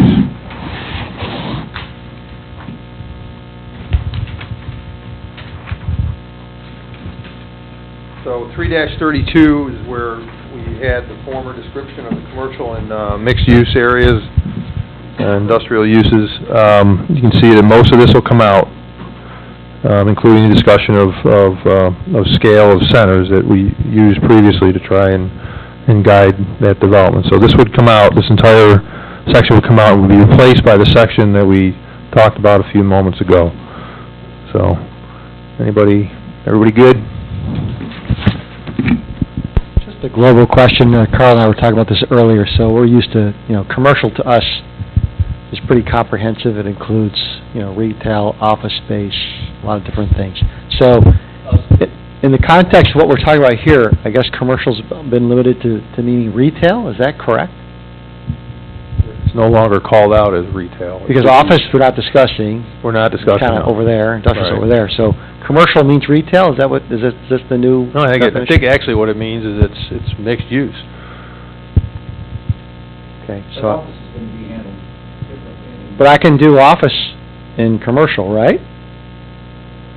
I think. I can do attorney's offices, a professional Yeah, office yeah, space, and... Yeah, I think that's, Yes, you'll allow office in commercial, you may not allow it on the ground floor in certain locations, but yes, you would allow office in. It's just that office would be anticipated to be sprinkled in with other things, either horizontally or vertically. So are you distinguishing between corporate office space, professional office space, which is kind of retail? So if I got, Scott Trade or one of the other guys that really is almost a retail space is professional office space, distinctive from, say, corporate office space, how am I, in our world, in the demand we get, some of that professional office space is just the same as retail to us. I would assume that Yeah, I think that maybe the better descriptor, instead of, kind of commercial or corporate, is really park or, mixed-use center. So, if you're in a park setting, like the larger pieces where, where Geico is, where all those other things are, if you're those large pieces like that, that is a different thing, at least so far. let me respond to what I hear you saying. We're going to be addressing this issue moving forward, but I would anticipate that smaller scale offices would continue to be permitted use in some of these commercial districts. So we're talking about corporate parks, that they're being handled basically, hopefully a different study that's coming up. Okay. Good to you, Carl. I just had, is it working? I just had one kind of global comment too, and we jumped so quick to 3.5. My only comment on 3.3 right in the beginning is under A, where you're talking about development patterns. It says, like, fourth line down, the plan is a tool to distribute densities. And it just gets very sort of vague to me. I mean, I think what we're trying to do is really target investment. And so when we... Kelly, what page are you on? I'm sorry, this is the very first page. We referenced this piece for NYSERDA in the beginning, but I think it's important, and I don't know where this necessarily sits in with the plan of, like, why are we really doing this, and how... I mean, is the market analysis going to be referenced any here to, like, really understand, like, there are parts of the town that are struggling and will continue to struggle even more so in the future with just changing preferences and desire of future home buyers and shoppers, and you're really trying to do this to capture that and position Amherst in the best possible place going forward. And So I guess I'm just... Where does that go? I think that's very important as you're communicating this, and to have it someplace in the document so it lives on and people are reminded about it, and it's not just said at sort of the presentation meeting, but that it lives on someplace to remind people, or I'm not sure if, like, the market analysis is bolted in some way, but I think that's a very strong piece of work that's been done that really reinforces everything we're talking about. I think where we would put that, I guess. So let's capture that note, Amy, and we'll think a little bit about where that goes. The setting for making these changes probably could be incorporated in here somewhere.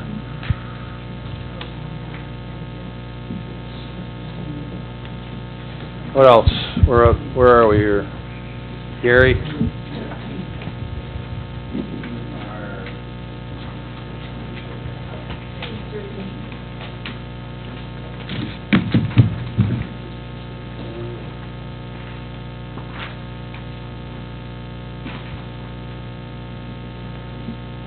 What do you got? You have a question on page 334. I don't know if anyone has anything before that.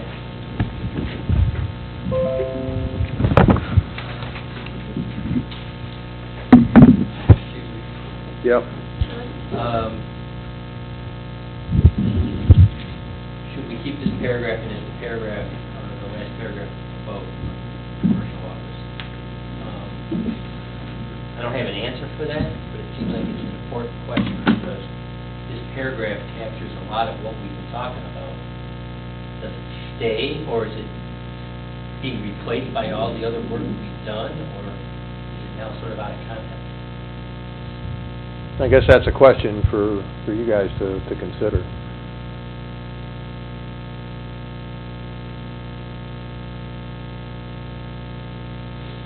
If we deleted this paragraph, what would be lost? So much of it is being replaced elsewhere. I'm not sure that there's much lost. You have to go to the paragraph previous to that, really, to understand what this is about. So let's start with the paragraph above it. The paragraph above was incorporated into the comprehensive plan because we wanted some guidance for auto-related and motor service uses in the plan. We didn't just want them plunked down anywhere. So we tried to specify where those were preferred in the planning piece. So the first question is, do we keep that paragraph, and do we need something that speaks to that particular kind of use? Because we thought we needed it before. I don't think that need has gone away. Given what we've done so far, and we've been dealing with form and type more than anything else, I haven't dealt a lot with use, but this is one of those uses that required some special attention before. So the first question is this still kind of address that issue, provide the guidance that we'd like to have for those kinds of uses, gas stations, muffler stores, those kinds of things. So do we need this? Do we still need it? I guess that's the first question. And then I think the second paragraph kind of alludes to those kinds of uses and their location along these major corridors. Does it also include the relationships, though, with the producer outlet? In part, yes. So the question, is there anything that we've done that would negate the need for these two paragraphs? I think that's the question, really. If everybody's comfortable with keeping them in,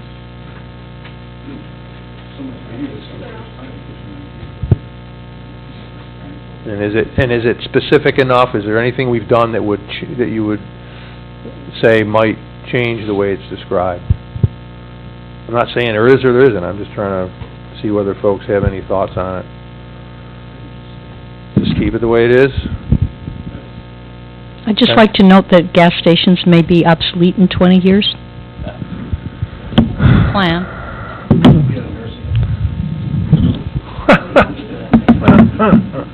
Okay, so I think what I'm hearing is we keep them in the way they are at this point. Okay, all right. All right, Gary. What else you got? Or anyone else for that matter?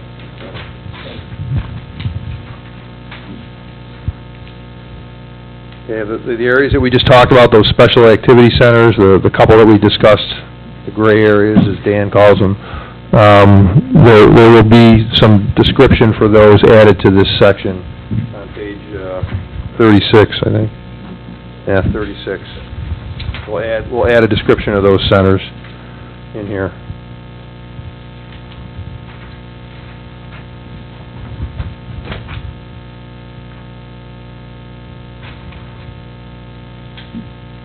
And by the same token, we're taking it out for several of the smaller centers that were previously described. Anybody got any thoughts on those? Okay with that?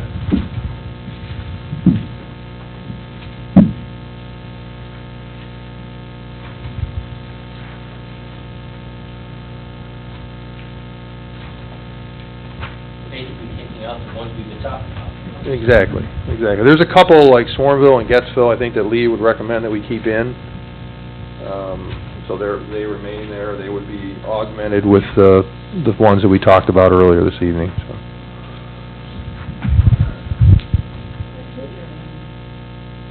Well, I'm on page 46. Is there anything else before, does anybody have any other comments on the text? Alan, did you have anything? I didn't mean to skip over this one. Okay.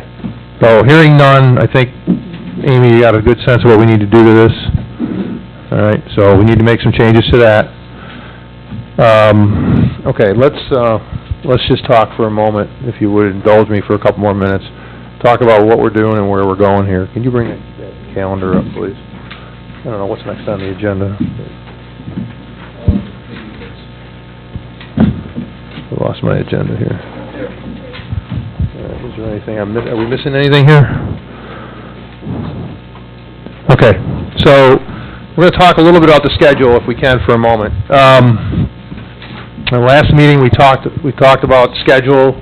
We threw some dates out there on an assumption that we wanted to work this thing through the summer and get out into the fall, and then hopefully have the plan amendments ready to go in the fall, and the code would follow thereafter. There's been some desire on the part of some folks to accelerate that schedule to the point where they would like to have an opportunity to have the planning board and the town board act on these changes during this calendar year. So what does that mean? That means we've got to start pushing the schedule a little bit more aggressively, a lot more aggressively, actually. If you consider what needs to be done, the comprehensive plan amendment, which is the piece we've just been talking about, needs to go through some public review. It needs to come back to this committee, based on those comments, it made adjustment to, and then advance to the planning board for their consideration and recommendation to the town board. And in the interim, Lee and Code Studio will be working on draft code language and an overall assessment of the code to identify other areas that need to be addressed with changes that they would recommend as they go through the assessment. So the drafting of the code, the assessment of the code would take place probably once we finish this, let's just say in the June, July, August timeframe, to the point where these plan amendments, if we're comfortable with these, and we advance these to the planning board, these could be considered by the planning board at their meeting in June or August, and the zoning code would follow soon thereafter for your consideration, in a time frame that would go somewhere between June, July, August, September, October, for this committee to do its work. Recommend the code changes to the planning board, and the planning board takes it and then works their recommendation to the town board, all of which results in an opportunity for the town board to consider the plan amendments and the code amendments before the end of the year. I'm not going to go through this calendar specifically, but that's a general outline. What that does is it means that we probably need to meet more frequently, and it means we need to have some public engagement, public information meetings pretty quick, and probably accelerate that through the process as we go from one step to the other. On top of all of this is the need for us to comply with the State Environmental Quality Review Act and do the seeker work that needs to take place in order to position the town board to make decisions on what is the plan amendment and the code amendments. I will remind you that code amendments mean map amendments. So somewhere along the line, you're going to get a map that says this is what we consider to be the proposed zoning for these areas, and text of the code that goes with it. And you'll have to work through that. That is going to be pretty detailed work, I think. So just be prepared for that. Kim has a list of dates on here. I'm just going to walk through those for the committee. We've been trying to do technical committee meetings and working committee meetings, trying to preserve the ability of the technical committee to advise the working committee along the way. You all have been meeting together fairly frequently over the last several months. So unless there's some special need for that, and there may be along the way, we'll probably continue to meet jointly to be able to move this stuff forward. So, and we'll kind of identify those along the way. So the first thing I need to make you aware of is that we have scheduled some public information meetings for next week and the week after, Transit Middle School and Amherst Middle School. Now, this presumes that you take the action tonight to release this information to the community. If you decide that you want to see the changes that we've talked about, and you'd be more comfortable with that before you release it to the public, then I need to know that. And we need to kind of work toward that, and we'll have to figure that out as we go along. Again, this schedule was put together based on a time frame, a deadline, not necessarily the work of this committee. So, and I don't mean to imply that that's not important, just so you know that.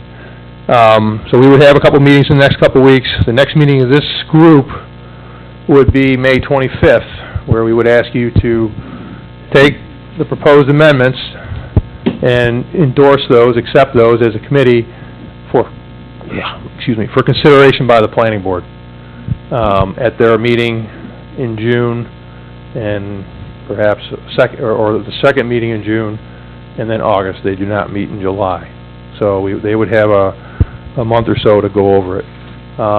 The good thing about that, I guess, is it gives us some additional time to do some information work for the planning board prior to their meetings between June and August. So there is time to take that out and get folks better acquainted. But it would mean you folks have endorsed this and moved it on to the planning board relatively quickly. So that's kind of the near term as we see it. Let's see. So May 25th, we're talking about June 14th or 21st as potential meetings to begin to discuss the code. So we expect Lee will provide that code. I will tell you that in the first week of July, 5, 6, 7, in that time frame, it hasn't been fixed yet. He will be in town to talk about the code with staff, and we'll probably take the opportunity while he's in town to try and get folks together, if they're available, to talk with him about what he sees in the code and some of the other issues that may have come up between now and then. Which ones?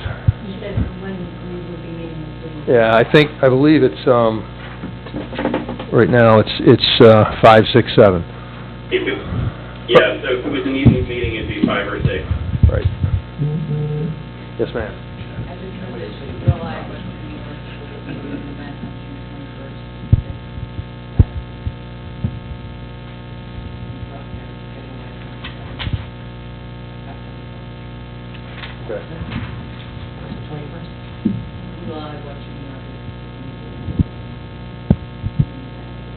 Okay. Yeah, we had this problem last month with the transit-oriented development thing too. So,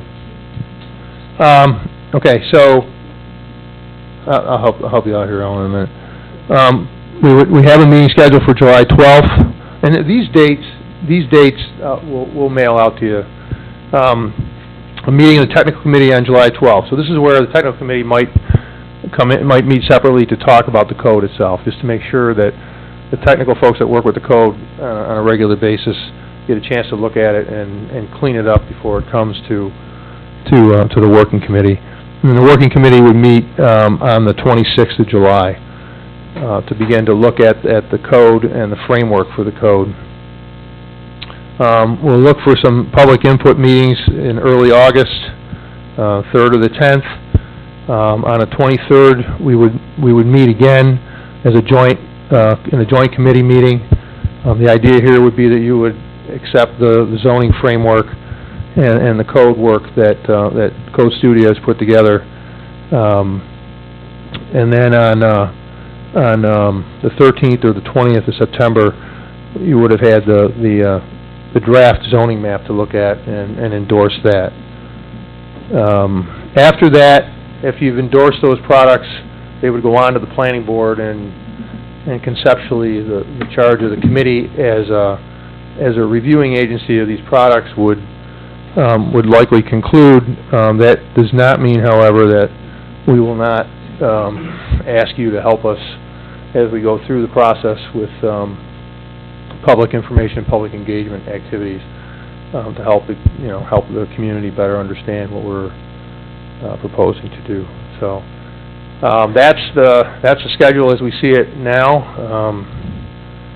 Does anybody have any thoughts on that? I just want to alert you to May 17th, on top of the schedule conflict there, another measure project, the town board has proposed is the Clean Energy Communities Project. And one of the first steps of that is solar on Amherst campaign, which is going to offer homeowners and businesses greatly reduced prices for installed solar panels or some designated installers. So that's going to be on the 17th and the 20th of this month. Okay. First at Harlem Road, the second at Bridgeport.